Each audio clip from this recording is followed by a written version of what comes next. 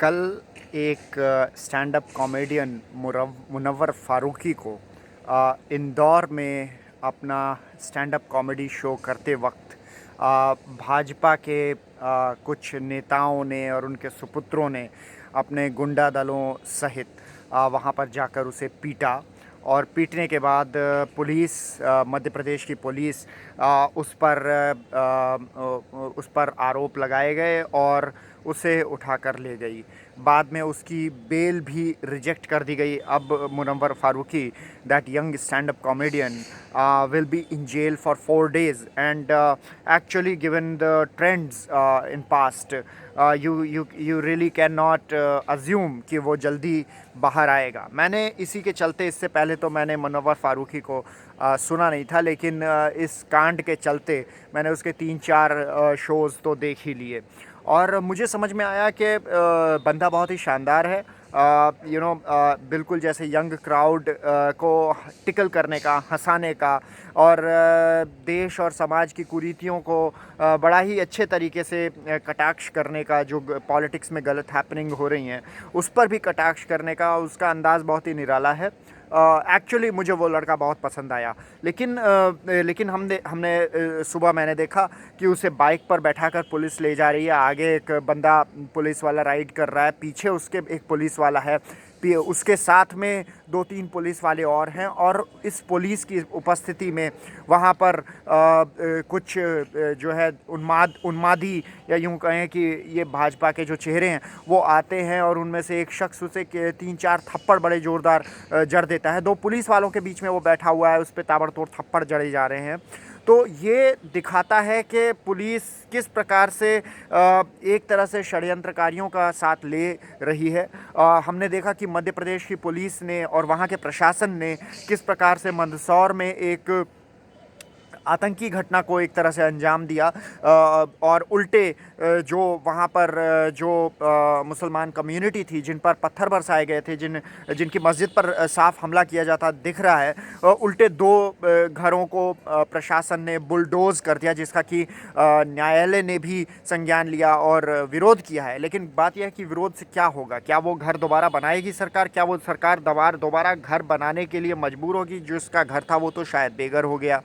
तो ये जो मनमाने तरीके से काम किए जा रहे हैं, ये निरंकुशता को दिखाते हैं, ये एक तरह की सांप्रदायिक पेडलिंग दिखाते हैं। ये भारत के संविधान से कहीं भी मैं कहूँगा कि प्रेरित नहीं लगते। जो मुनव्वर फ़ारूकी ने किया ये काम चार्ली हेब्दो भी अपने देश में करता है, फ्रांस में, और उसकी जो भी मैगज़ीन छपती है। मैंने ये आज की बात नहीं है, 2015 में जब हत्याकांड हुआ था चार्ली हेब्दो के स्टाफ का, तो मैं तब से देख रहा हूँ लगातार कि बहुत सारे मुस्लिम समुदाय से लोग हैं, वो लोगों ने इसे क्रिटिसाइज़ भी किया था। लेकिन उसके अलावा बहुत सारे अगर मगर वाले लोग भी थे जो इसे क्रिटिसाइज़ कर रहे थे, लेकिन उसके साथ में कह रहे थे कि ऐसा करना नहीं चाहिए था, और कोई अगर हमारे पैगंबर पे इस तरह से करेगा तो मतलब उनका इशारा ये था कि कहीं ना कहीं वो उसको जस्टिफाई करने की कोशिश कर रहे थे। कुछ उसी प्रकार से मुझे लगता है कि जो असंवेदनशीलता है और सहनशीलता की मैं कहूँगा कि सीमा टूट गई है, जो इस प्रकार से मुनव्वर फ़ारूकी के केस में दिखता है। तो यदि हम उतना ही इंटॉलरेंट समाज बनना चाहते हैं तो फिर हमें सऊदी अरब बन जाना चाहिए मेरे ख्याल से। तो मध्य प्रदेश को भी सऊदी अरब बन जाना चाहिए, या फिर एक्चुअली सऊदी अरब में जो हालात हैं वो शायद इससे बेहतर है जो हो रहा है। तो पता नहीं हम कहाँ जा रहे हैं। अगर आप सनातन धर्म की संस्कृति देखें तो इसमें नारद मुनि और भगवान कृष्ण जैसे कैरेक्टर दिखाए गए हैं, जो कि व्यंग करते हैं, मजाक करते हैं, कटाक्ष करते हैं, किसी की कमियों का, किसी के अवगुणों को किस तरह से मज़ेदार तरीके से उजागर करते हैं।